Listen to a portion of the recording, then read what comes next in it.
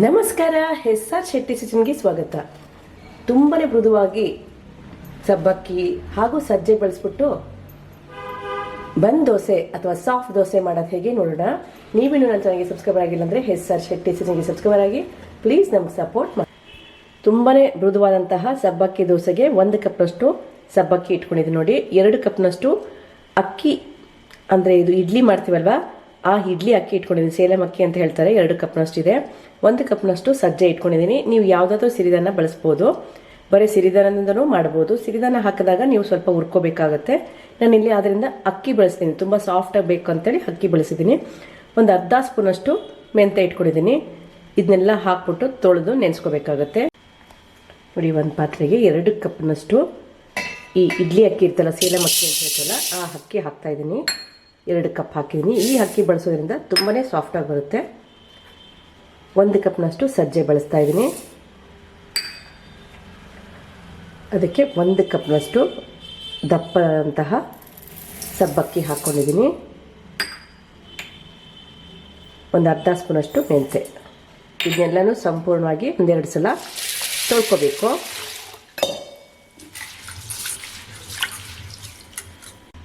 ನೋಡಿ, ಒಂದು 3 ಸಲ ಚೆನ್ನಾಗಿ ತೊಳ್ಕೊಂಡಿದ್ದೀನಿ. ಇದು ಮುಳುಗುವಷ್ಟು ನೀರು ಹಾಕೋಣ. ನಂತರ ಇದನ್ನು ಮುಚ್ಚಿಬಿಟ್ಟು ಒಂದು 6ರಿಂದ 8 ಗಂಟೆಗಳ ಕಾಲ ನೆನೆಸ್ಕೋಬೇಕಾಗತ್ತೆ. ನಾವಿಲ್ಲಿ ಸಜ್ಜೆ ಬಳಸೋದ್ರಿಂದ ಸ್ವಲ್ಪ ಜಾಸ್ತಿ ನೆನಿಬೇಕು. ನೆನೆಯಕ್ಕೆ ಬಿಡೋಣ. ನೋಡಿ, ಇದನ್ನು 8 ಗಂಟೆಗಳ ಕಾಲ ನೆನೆಸ್ಕೊಂಡಿದ್ವಿ.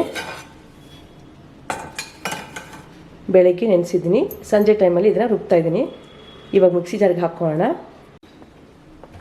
ನಾನು ಇದರಿಂದ ಹೀಗೆ ತೆಗೆದ್ಬಿಟ್ಟು ಮಿಕ್ಸಿ ಜಾರ್ಗೆ ಹಾಕ್ಕೊತಾ ಇದ್ದೀನಿ ನೋಡಿ. ಚೆನ್ನಾಗಿ ನೆಂದರೆ ಮಿಲೆಟ್ಸ್ ಎಲ್ಲ ಚೆನ್ನಾಗಿ ನೆನೆಸ್ಬೇಕು. ಚೆನ್ನಾಗಿ ನೆಂದ್ರೇ ಚೆನ್ನಾಗಿ ಡೈಜೆಷನ್ ಆಗೋದು, ರುಚಿ ಚೆನ್ನಾಗಿ ಬರೋದು ನೋಡಿ. ಇದಕ್ಕೆ ಹಾಕ್ಕೊಂಡಿದ್ದೀನಿ ನೀರು ತೆಗೆದ್ಬಿಟ್ಟು. ಈಗ ನೆನೆಸಿರುವಂತಹ ಅದೇ ನೀರನ್ನ ಹಾಕ್ತೀನಿ. ಈಗ ಇದನ್ನು ನುಣ್ಣಗೆ ರುಬ್ಕೋಬೇಕಾಗತ್ತೆ. ರುಬ್ಬೋಣ. ನೋಡಿ, ಇಷ್ಟು ನುಣ್ಣಗೆ ರುಬ್ಕೊಂಡಿದ್ದೀನಿ. ಸಜ್ಜೆ ಹಾಕಿದ್ರಿಂದ ಸ್ವಲ್ಪ ಬಣ್ಣ ಈ ಥರ ಇದೆ. ಇದಕ್ಕೆ ನಾನು ಸ್ವಲ್ಪ ಉಪ್ಪು ಹಾಕ್ಕೊತಾ ಇದ್ದೀನಿ. ಚಳಿ ಇರೋದ್ರಿಂದ ಕ್ಲೈಮೇಟು ಉಪ್ಪು ಹಾಕ್ಕೊತಾ ಇದ್ದೀನಿ. ಜೊತೆಯಲ್ಲಿ ಒಂದು ಅರ್ಧ ಸ್ಪೂನಷ್ಟು ಸಕ್ಕರೆ ಹಾಕ್ಕೊತೀನಿ. ಇದು ಇವಾಗಲೇ ಹಾಕಿ ಇಡೋದ್ರಿಂದ ಚೆನ್ನಾಗಿ ಉದುಗುತ್ತೆ ಅಂದರೆ ಇದು ತುಂಬ ಉಕ್ಕಿ ಬರಲ್ಲ, ಹಿಟ್ಟು ಹಗುರಾಗಿ ಬರುತ್ತೆ. ಇದನ್ನ ಇವಾಗ ಇನ್ನೊಂದು ರೌಂಡು ಮಿಕ್ಸಿ ಮಾಡ್ಕೊಳ್ಳೋಣ. ನೋಡಿ, ಇದನ್ನು ಹೀಗೆ ನುಣ್ಣಗೆ ರುಬ್ಕೊಂಡಿದ್ದೀವಿ. ತೀರಾ ನೀರಾಗಿರಬಾರ್ದು. ಇದೇನು ಉದುವಾಗ ಗಟ್ಟಿಯಾಗಿ ಬರಲ್ಲ. ಉದ್ದಿನಬೇಳೆ ಹಾಕಿದಾಗ ಉದುಗಿದಾಗ ಗಟ್ಟಿಯಾಗಿ ಬರುತ್ತೆ. ಇದು ತೀರಾ ನೀರಾಗಿ ರುಬ್ಕೋಬಾರ್ದು. ಇದಕ್ಕೆ ನಾವು ಉದ್ದಿನಬೇಳೆ ಬಳಸಿಲ್ವಲ್ಲ. ಇದನ್ನ ಇವಾಗ ಪಾತ್ರೆಗೆ ಹಾಕೋಣ. ಈ ಹದ್ದಲ್ಲಿ ಇರಬೇಕು ನೋಡಿ, ತೀರಾ ನೀರು ಇರಬಾರ್ದು. ಒಂದು 8 ಗಂಟೆಗಳ ಕಾಲ ಇಡೀ ರಾತ್ರಿನೇ ಬಿಡ್ತಾ ಇದ್ದೀನಿ ಉದುಗೋಕ್ಕೆ. ನಾನು ಇಡೀ ರಾತ್ರಿ ಉದುಗೋಗ್ಬಿಟ್ಟಿದ್ದೆ. ಇದು ಹಿಟ್ಟು ತುಂಬ ಉಕ್ಕೇನು ಬರಲ್ಲ, ಹಿಟ್ಟು ಹಗುರಾಗಿ ಬರುತ್ತೆ ನೋಡಿ. ಹಿಟ್ಟು ಹೀಗಿದೆ. ನಿಮ್ಗೆ ಬೇಕು ಅಂದರೆ ಸ್ವಲ್ಪ ನೀರು ಹಾಕ್ಬಿಟ್ಟು ಅಡ್ಜಸ್ಟ್ ಮಾಡ್ಕೋಬೋದು. ಇದಕ್ಕೆ ನೋಡಿ ಸ್ವಲ್ಪ ಸೋಡಾ ಹಾಕ್ತಾಯಿದ್ದೀನಿ. ಅದ್ರ ಮೇಲೆ ಒಂದು ಸ್ಪೂನಷ್ಟು ನೀರನ್ನ ಹಾಕ್ಕೊತಾ ಇದ್ದೀನಿ. ಚೆನ್ನಾಗಿ ಕಲಿಸ್ಕೊಂಡು ಈ ಹದ್ದಲ್ಲಿದ್ದರೆ ಸಾಕು ಹಿಟ್ಟು. ಇವಾಗ ದೋಸೆ ಮಾಡ್ಕೊಳ್ಳೋಣ. ನೋಡಿ, ಹಂಚು ಬಿಸಿಗಿಟ್ಟಿದ್ದೀನಿ. ಸ್ವಲ್ಪ ಎಣ್ಣೆನ ಅಪ್ಲೈ ಮಾಡ್ಕೊಂಡಿದ್ದೀನಿ. ಈ ದೋಸೆ ಹಿಟ್ಟನ್ನ ಇದರೊಳಗಡೆ ಹಾಕ್ಕೊಳ್ಳೋದು. ತುಂಬ ಹರಡೋದು ಬೇಡ.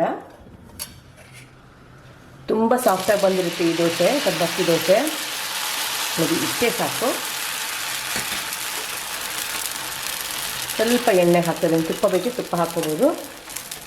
1ರಿಂದ 2 ನಿಮಿಷ ಮುಚ್ಚಿಬಿಟ್ಟು ಬೇಯಿಸೋಣ. ಇವಾಗ ತಿರುಗಿಸ್ಬಿಟ್ಟು ಆ ಕಡೆ ಭಾಗನೂ ಬೇಯಿಸ್ಕೋಬೇಕು ನೋಡಿ. ಇದು ಆ ಕಡೆ ಭಾಗ ಬೆಂದಿದೆ, ಆ ಕಡೆನೂ ಆಗಲಿ. ತುಂಬಾ ಮೃದುವಾಗಿ ಬಂದಿರುತ್ತೆ. ಒಂದ್ಸಲ ನೀವು ಟ್ರೈ ಮಾಡಿ. ಸಿರಿಧಾನದಿಂದ ಮಾಡಿದಂತಲೂ ಗೊತ್ತಾಗಲ್ಲ ನಿಮಗೆ. ಮಕ್ಕಳಿಗೆ ಈ ರೀತಿಯಲ್ಲಾದರೂ ನೀವು ಸಿರಿಧಾನ ತಿನ್ನಿಸ್ಬೋದು ನೋಡಿ. ಈ ಕಡೆ ಭಾಗನೂ ಆಗಿದೆ. ತುಂಬ ಚೆನ್ನಾಗಿ ಬಂದಿರುತ್ತೆ.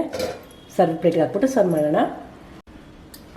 ತುಂಬಾ ಮೃದುವಾದಂತಹ ಸಜ್ಜೆ ಹಾಕ್ಬಿಟ್ಟು ಹಾಗೂ ಸಬ್ಬಕ್ಕಿಯಿಂದ ದೋಸೆ ಸಿದ್ಧವಾಗಿದೆ. ನಾನಿಲ್ಲಿ ಆಲೂಗಡ್ಡೆ ಪಲ್ಯ ಮತ್ತು ಚಟ್ನಿಯೊಂದಿಗೆ ಸರ್ವ್ ಮಾಡಿದ್ದೀನಿ. ನೀವು ಸಾಗು ಜೊತೆನೂ ತಿನ್ಬೋದು, ತುಂಬಾನೇ ಚೆನ್ನಾಗಿರುತ್ತೆ.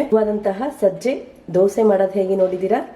ನೀವು ಮಾಡ್ಕೊಳ್ಳಿ. ರುಚಿ ಹೇಗೆ ಬಂತು ಅಂತೇಳಿ ಕಮೆಂಟ್ ಮೂಲಕ ತಿಳಿಸೋದನ್ನು ಮರಿಬೇಡಿ. ವಿಡಿಯೋನ ನಿಮ್ಮ ಫ್ರೆಂಡ್ಸ್ಗೆ ರಿಲೇಟಿವ್ಸ್ಗೆ ಶೇರ್ ಮಾಡಿ.